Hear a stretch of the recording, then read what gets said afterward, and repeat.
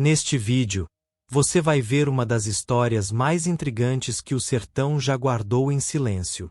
Uma carta antiga, selada com sangue e escondida por décadas, reaparece nas mãos de Padre Cícero. A assinatura? Lampião. O conteúdo? Um pedido de redenção ou uma maldição? Prepare-se para mergulhar em uma narrativa onde fé e cangaço se cruzam, em meio a mistérios que nem o tempo ousou revelar. Inscreva-se no canal O Legado do Padre Cícero, curta este vídeo, compartilhe com quem tem fé e comente de onde você está assistindo, e se conhece alguma história misteriosa do nosso Padim Cisso. O carteiro de Juazeiro e a entrega proibida. Era uma tarde abafada em Juazeiro do Norte quando o velho carteiro João Nunes apareceu diante da casa paroquial, com passos trêmulos e olhos cheios de dúvida.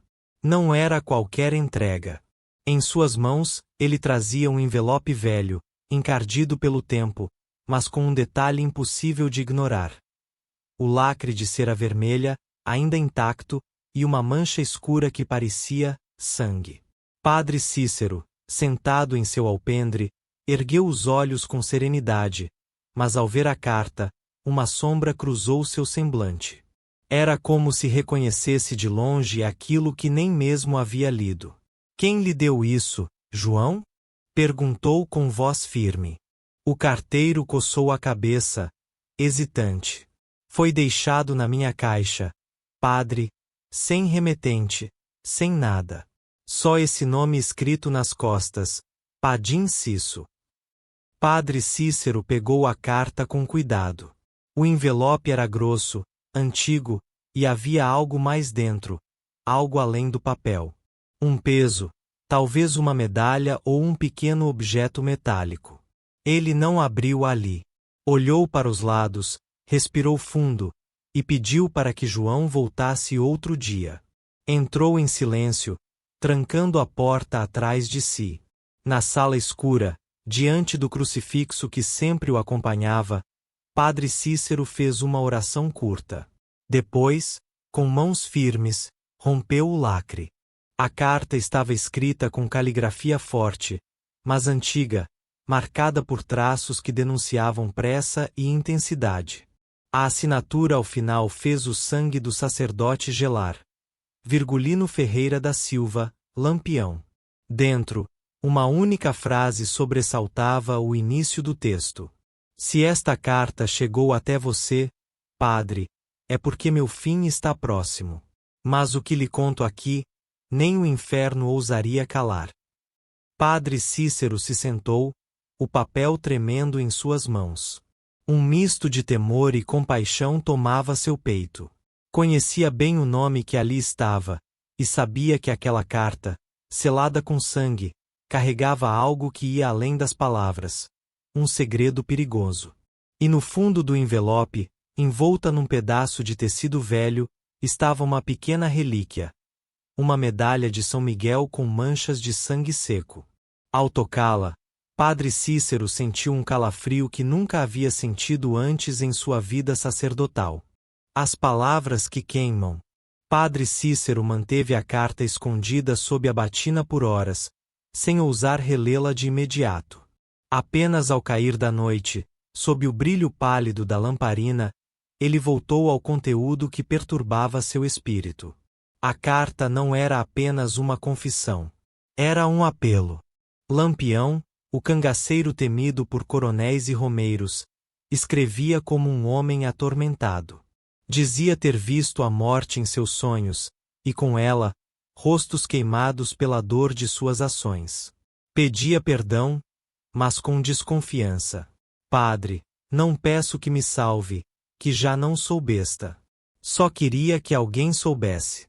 Que Deus, se é que me escuta, saiba que tentei entender meu papel neste mundo.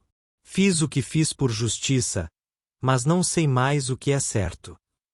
O texto seguia irregular. Às vezes, Lampião parecia lúcido, outras, quase delirante. Dizia que carregava um segredo que poderia incendiar o sertão se revelado. Um segredo que guardava em um local santo, no alto de uma serra onde só os puros ousavam pisar. A cada parágrafo, o suor escorria pelo rosto de Padre Cícero, não por medo, mas por compaixão. Por trás da violência e do medo que o nome Lampião carregava, havia agora um homem no diante de Deus. O trecho final era o mais perturbador. A carta só chegará se eu morrer. E junto dela, essa medalha. Ela sabe. Ela sentiu. Tem nela o sangue de um pecado que ainda pulsa. O padre segurou a medalha com mais força. Fechou os olhos. E então viu. Uma visão breve, fugaz, como um clarão. Uma capela em ruínas, uma criança chorando, e um fogo que nascia no chão seco. Saltou da cadeira. Tomou a carta, a medalha, e as envolveu num pano grosso. Guardou tudo numa caixa de madeira com um crucifixo entalhado na tampa. Rezou a noite inteira. Sabia que ali começava algo que ultrapassava o tempo.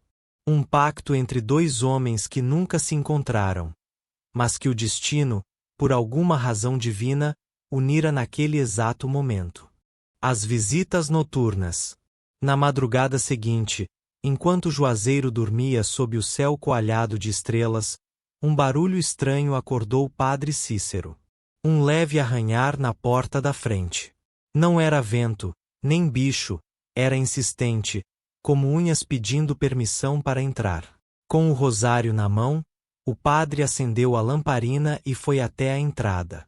Ao abrir a porta, não encontrou ninguém. Mas no chão de terra batida, havia pegadas frescas. Pegadas descalças, com marcas de sangue nos calcanhares. Ele seguiu as pegadas com os olhos até que sumiam no escuro. Mas o que mais o perturbou foi que, ao voltar para dentro, viu a caixa com a carta e a medalha aberta sobre a mesa. A carta estava do avesso, como se alguém a tivesse relido.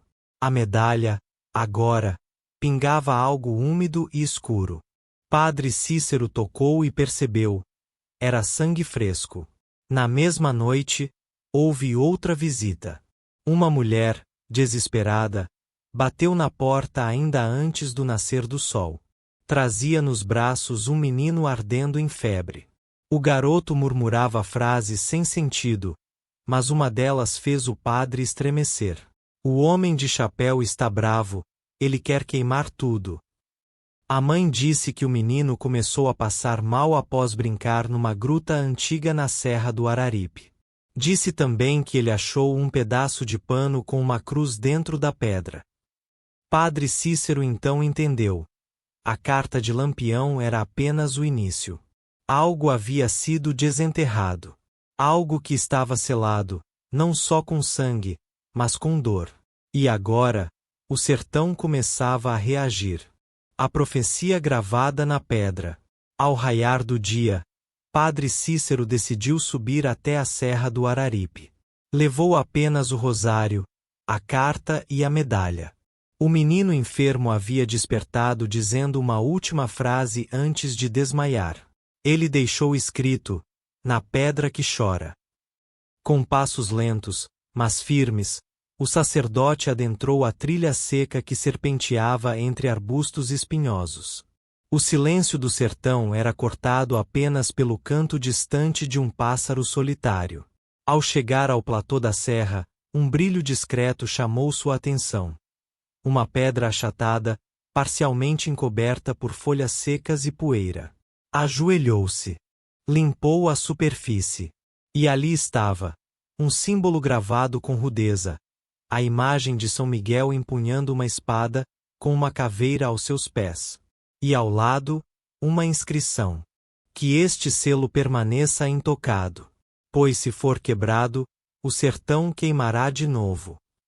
Ao tocar a gravura, a medalha de São Miguel, presa ao seu pescoço, começou a esquentar. Forte. Quente como brasa. Padre Cícero, assustado, recuou. Mas o calor se dissipou no mesmo instante em que ele recitou, quase sem pensar, uma antiga oração de exorcismo. Era como se a própria terra tivesse reagido à oração, acalmando-se. Mas então algo ainda mais perturbador aconteceu. Ao lado da pedra, um pequeno orifício, semelhante a um esconderijo natural, revelou um pedaço de tecido enrolado. Dentro dele, outro bilhete, e desta vez, a caligrafia não era de Lampião. Era de Maria Bonita. Ele achou que podia esconder do mundo. Mas o peso é meu também. Se você está lendo isso, padre, proteja o que restou de nossa alma. Era como se ambos tivessem deixado sua última verdade nas mãos do único homem que, talvez, os compreendesse. Padre Cícero caiu de joelhos, em lágrimas. Não por medo, mas por sentir que ali, naquele altar de pedra, o céu e o inferno haviam travado uma batalha silenciosa, e ele era o elo entre os dois. O sussurro da medalha. Padre Cícero retornou de sua jornada à Serra do Araripe ao cair da tarde, exausto fisicamente, mas inquieto espiritualmente. A carta de Lampião, a mensagem de Maria Bonita e a inscrição na pedra haviam aberto um buraco profundo em sua alma. Eram peças de um quebra-cabeça sagrado e perigoso que ele agora se sentia obrigado a montar. Ao chegar à casa paroquial, sentou-se diante da caixa com a carta original e retirou novamente a medalha de São Miguel. O objeto estava estranho, mais pesado do que antes, como se absorvesse algo invisível. Cícero fechou os olhos e iniciou uma oração lenta, repetindo palavras que aprenderá na infância, transmitidas por sua avó em noites de lua cheia. São Miguel Arcanjo, defendei-nos no combate. Ao pronunciar as primeiras frases, sentiu um calor subir do chão pelas solas dos pés. Não era alucinação. Era como se a terra ao redor da casa pulsasse. O ar ficou mais denso. A lamparina tremeluziu. E então, ele ouviu um sussurro, fraco no começo, como o som do vento filtrando-se por uma janela mal fechada. Mas aos poucos, tornou-se mais nítido. Uma voz rouca, masculina, quase como um lamento. Não era para ser assim, padre. Eles quebraram o selo. Padre Cícero abriu os olhos de supetão. Não havia ninguém na sala. A porta estava trancada, as janelas fechadas. E mesmo assim, a voz repetia-se, como se estivesse dentro da própria cabeça. A medalha, agora em sua mão, tremia levemente. Não como um objeto amaldiçoado, mas como um instrumento de comunicação. Cícero compreendeu.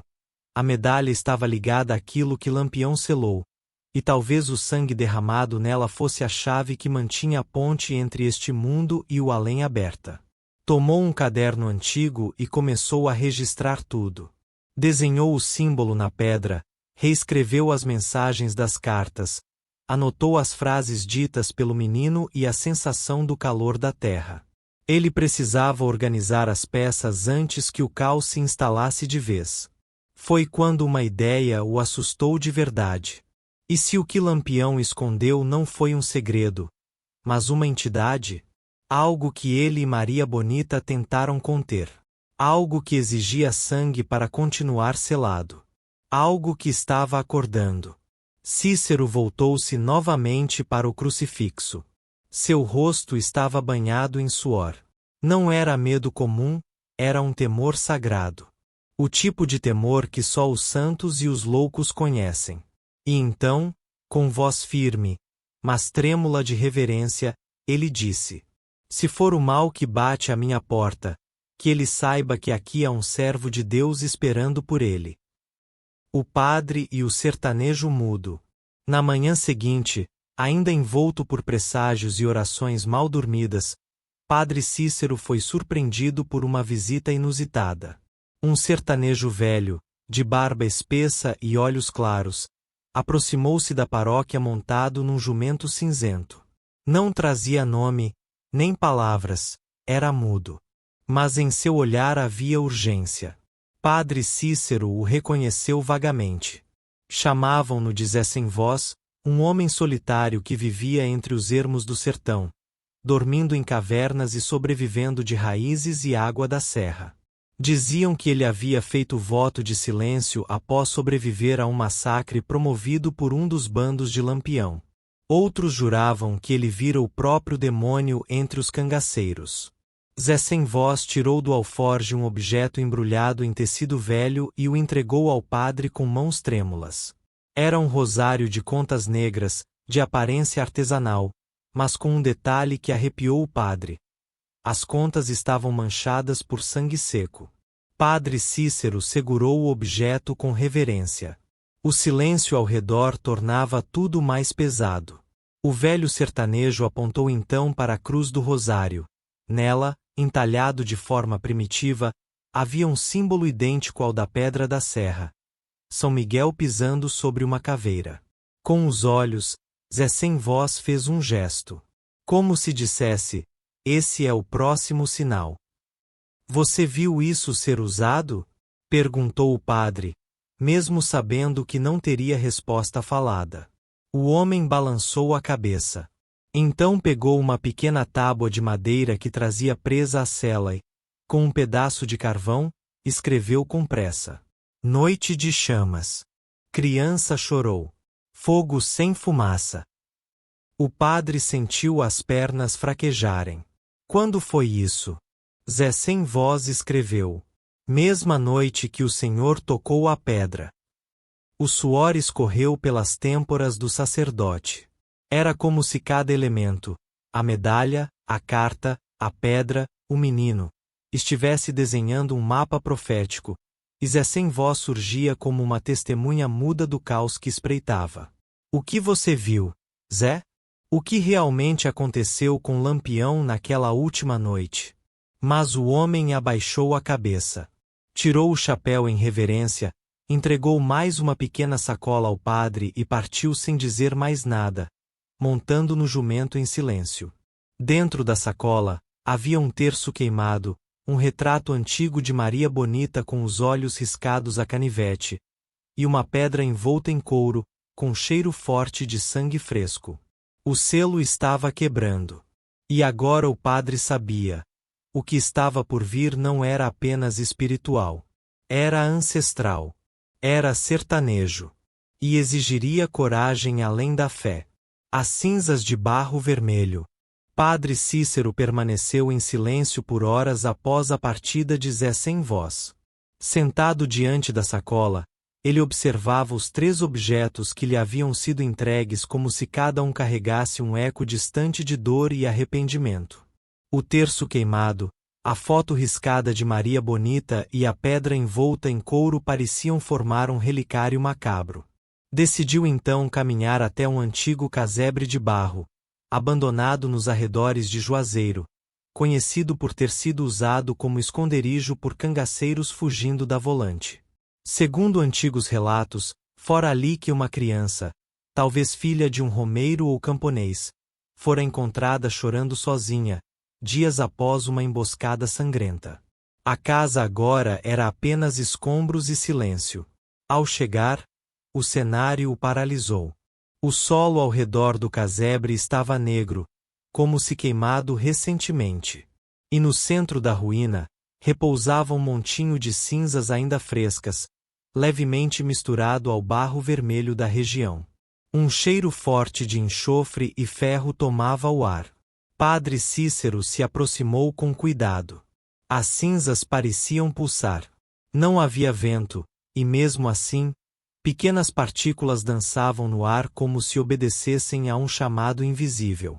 Ao se ajoelhar para examinar melhor, viu uma forma circular no chão, feita de pedras posicionadas com precisão. Era um círculo de invocação, não de feitiçaria qualquer, mas de algo que carregava intenções poderosas. Dentro do círculo, marcas de pés infantis, e mãos pequenas desenhadas com carvão nas paredes de barro da casa. Uma delas estava acompanhada de palavras trêmulas. Eu vi o homem da faca. Ele gritava para a pedra. Foi nesse momento que Padre Cícero entendeu. A entidade selada por Lampião e Maria Bonita não estava apenas acordando. Ela estava tentando reencarnar através da inocência. Utilizaria uma criança como recipiente, como véu. O padre recuou um passo, segurando com força o rosário ensanguentado que receberá horas antes. Precisava agir rápido. Se aquela presença ganhasse forma humana, o mal caminharia pelo sertão como no tempo das pragas do Egito. Com pressa, ele traçou uma cruz no chão com cinza, rezou em latim antigo e queimou um pequeno pedaço do couro que envolvia a pedra dada por Zé sem voz. As chamas subiram alto, demais para tão pouca matéria. E, então, no calor das brasas, ele ouviu uma risada, aguda, infantil, mas carregada de ódio. Você chegou tarde, padre. Mas ali não havia ninguém. Apenas o eco de um tempo que se recusava a morrer. O livro dos nomes silenciados. De volta à paróquia, padre Cícero mal teve tempo de repousar. Seu coração batia pesado no peito como se cada nova revelação acelerasse o fim de algo que ele mal compreendia. A oração já não lhe bastava. Sentia-se como Moisés diante do monte em chamas, chamado a agir, mas sem saber como enfrentar o que lhe era revelado. Ao vasculhar um armário antigo da sacristia, encontrou um livro esquecido, envolto em couro seco e empoeirado. Não havia título. Ao abrir, percebeu que não era um livro de preces, nem de registros de batismo. Era algo que jamais havia visto em seus anos de sacerdócio. Uma coletânea de nomes riscados com carvão, alguns quase ilegíveis, acompanhados de datas e símbolos estranhos. No topo da primeira página, uma inscrição em latim. Nomina quitaquerunt, sed clamabunt. Nomes que silenciaram, mas ainda gritarão. Os nomes eram familiares. Nomes de pessoas desaparecidas no sertão, muitos deles tidos como vítimas de Lampião, outros dados como mortos por maldições ou doenças misteriosas. Mas ao lado de alguns, havia símbolos idênticos aos encontrados no círculo ritual. Cícero folheava com mãos trêmulas quando parou em uma página marcada por uma fita vermelha. Virgulino Ferreira da Silva, Lampião. Mas o que o assustou foi o que vinha abaixo. Escrito com tinta seca, em outra caligrafia. Não selado.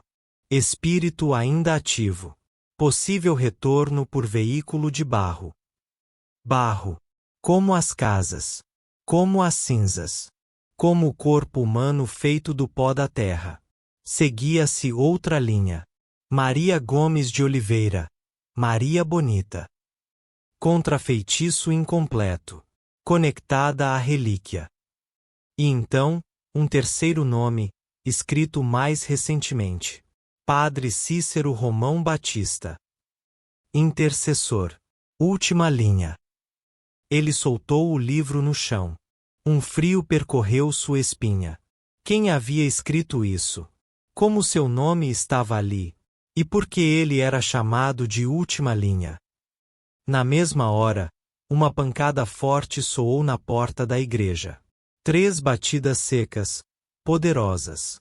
O padre correu até a porta, mas ao abri-la, encontrou apenas uma criança, suja de terra, olhos vidrados e o rosto coberto de feridas que pareciam ter sido feitas por garras. Ela o olhou fixamente e disse, com voz que não era dela: "O barro me chama, padre. E você não pode mais calar meu nome." A criança caiu desacordada nos braços dele. E ali, sob o altar da fé, padre Cícero compreendeu. O selo já estava rompido. Agora restava apenas impedir a profecia de se completar. A missa do terceiro dia. 3 dias após a chegada da criança à igreja, padre Cícero anunciou uma missa especial no altar de Juazeiro. Mas não era uma missa comum, era um rito de proteção e exorcismo, disfarçado sob a liturgia tradicional. Poucos sabiam, mas o padre havia passado os dias em completo jejum, dormindo no chão e rezando sem cessar. A criança permanecia em silêncio absoluto, deitada sobre um leito improvisado na sacristia, vigiada por senhoras da Irmandade. Seu corpo continuava quente, as feridas inchadas, e seus olhos abriam-se apenas de madrugada, quando sussurrava frases em idiomas que ninguém reconhecia. Cícero sabia que a presença que habitava aquele corpo não era humana. Ele podia sentir quando se aproximava. O ar ficava pesado, o crucifixo inclinava-se na parede, e a chama da lamparina dançava em espirais incomuns. A missa foi marcada para 00:30. Os sinos tocaram, e o povo, sem entender direito, lotou a igreja. Alguns vinham por fé, outros por medo. Os boatos sobre a carta de Lampião já circulavam entre os becos de Juazeiro, misturando verdade com exagero. Diziam que o padre havia recebido um pacto do inferno, que Lampião voltaria, que o sertão arderia novamente. Cícero subiu ao altar com passos firmes. Estava pálido, mas decidido. Vestia uma túnica branca, com uma faixa roncha trançada com ramos de arruda e folhas de jurema. Nas mãos, o rosário enegrecido que receberades é sem vós, e pendurado ao peito, a medalha de São Miguel que agora pulsava com calor próprio. Durante a homilia, abandonou os textos litúrgicos e começou a falar com voz profética. Nem todo mal vem com chifres e fumaça. Às vezes, ele veste pele de criança. Às vezes, ele se esconde no barro. Mas todo mal treme diante da fé inabalável. Enquanto falava, a criança entrou na igreja. Sozinha. Olhos vazios. Descalça. A multidão se calou. As velas apagaram sozinhas. O chão pareceu tremer. Cícero desceu os degraus do altar, ajoelhou-se diante da criança e encostou a medalha em sua testa. Um grito estrondoso ecoou, não vindo da boca da criança, mas do teto, das paredes, do chão. Um grito ancestral. E então, o silêncio. A criança caiu nos braços do padre. Dormia em paz. As feridas haviam desaparecido. O rosário em sua mão partirá-se ao meio. E da medalha, uma rachadura cruzava o centro como uma cicatriz. Padre Cícero se levantou com dificuldade. Encarou a multidão, e com voz fraca, mas firme, disse: Lampião não voltará. Mas seu sangue jamais descansou. A última página da carta. Com a criança salva e o povo em silêncio absoluto dentro da igreja, Padre Cícero recolheu-se à sacristia. Precisava ficar sozinho. Havia uma última coisa que ele ainda não fizera: reler a carta de Lampião. Algo lhe dizia que havia mais ali, algo que escapara da sua percepção inicial, talvez escondido entre linhas, talvez omitido por sua própria mente para protegê-lo. Sentou-se com a carta aberta à sua frente, iluminada pela última vela acesa no recinto. Tocou o papel como quem toca uma ferida, e começou a ler de novo, linha por linha, palavra por palavra, até que notou algo estranho. A borda inferior do papel parecia mais grossa. Rasgou cuidadosamente, e encontrou um duplo fundo. Dentro dele, um segundo bilhete, muito menor, escrito com traços tremidos. Ali, não havia confissão. Não havia profecia. Apenas um pedido. Se o que selamos escapar, não o combata. Acolha. Ele é parte de nós. Padre Cícero sentiu um arrepio. Aquilo mudava tudo. Era possível que Lampião e Maria Bonita não tivessem selado um demônio, mas um fragmento de si mesmos. Algo que herdaram, algo que não podiam carregar, algo que jogaram no vazio para que não consumisse o mundo ao redor. E agora aquilo voltava, não como punição, mas como eco de uma história não resolvida. Foi então que o crucifixo da parede caiu no chão, sem ninguém tocar. O barulho ecoou pela sacristia. O padre se ajoelhou e, ao levantar a cruz, encontrou um novo símbolo riscado atrás dela, idêntico ao da pedra na serra e ao do terço queimado. Senhor, o que queres de mim? Murmurou, com os olhos marejados. E então, pela primeira vez, a medalha no seu peito rachada emitiu uma luz fraca. E uma voz, não vinda do além, mas de dentro do coração, respondeu: Não lute contra o passado. Ilumine-o. Naquela noite, Padre Cícero queimou a carta completamente. Enterrou os objetos junto à pedra da serra, e selou o local com orações e lágrimas. Nunca mais se falou da criança. Nunca mais se viu Zé sem voz. E da carta de Lampião, restaram apenas cinzas sopradas pelo vento. Mas quem visita o altar do horto, às vezes, encontra marcas no chão. Pequenas pegadas. Um símbolo desenhado no barro seco. E um sussurro que o vento traz. O sangue selou, o barro acolheu, e o sertão, enfim, descansou.